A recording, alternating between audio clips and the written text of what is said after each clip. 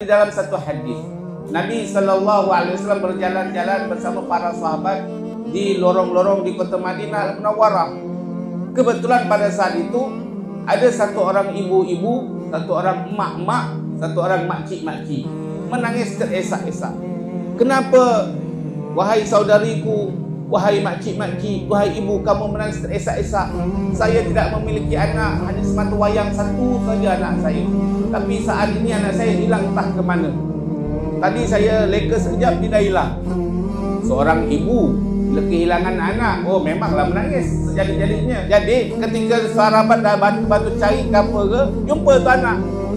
Bila nampak saja muka anak kecilnya tu, serta-merta lari makcik sebut. Dia pergi dapatkan anak dia peluk. Sambil peluk, cium atas, cium bawah, cium dahi, cium segala macam semua, sambil menangis-nangis seronok yang amat sangat.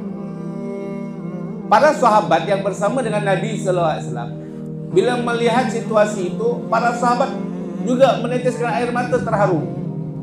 Terharu melihat begitu dalamnya kasih seorang ibu terhadap anaknya.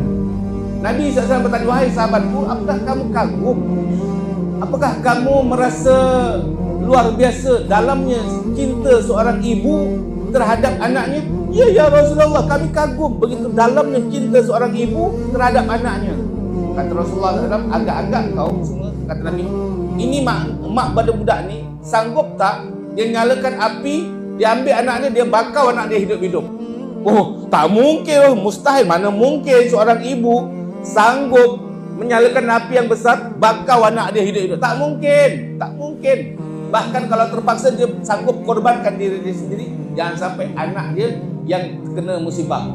Tak mungkin. Kata Rasulullah SAW, ya betul, kata. Tapi tahukah kamu, kata Rasulullah SAW, Allah Subhanahu Wa Taala Ar-Rahman Ar-Rahim, yang maha penyayang, yang maha mengasihi. Demi Allah, kata Rasulullah, lebih rahmat, lebih dalam cinta Allah, lebih dalam kasih sayang Allah terhadap hamba-hambanya yang pendosa, melebihi daripada kasihnya seorang ibu terhadap anaknya.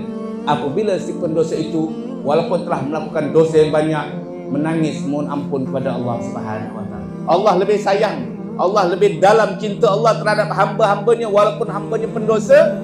Tetapi kalau pendosa itu mau datang menghadap Allah, mau hadir dalam majlis yang mengingatkan mereka kepada Allah, sayang Allah kepada mereka lebih dahsyat daripada sayangnya seorang ibu terhadap anaknya.